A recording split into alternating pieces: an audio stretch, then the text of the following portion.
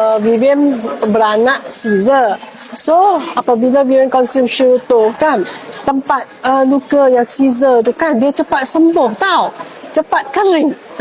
Memang rasa amazing sebab biasa tempat Caesar tu kan, kadang-kadang orang macam kita operate kan, jadi takut juga kan sebab tempat luka tu. Tapi apabila kita konsumsi Shirutol kan, dia cepat kering, lepas tu yang parut dia tu kan, dia jadi makin pudar.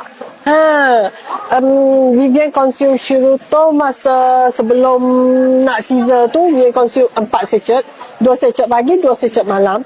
So lepas daripada keluar bilik pembedahan apa semua tu, Vivian konsum 6 sachet, 2 pagi, 2 petang, 2 malam.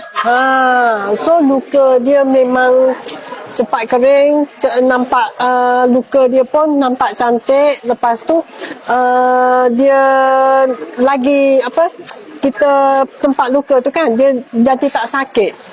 Yang tu paling best. Yes, itu saja. Thank you.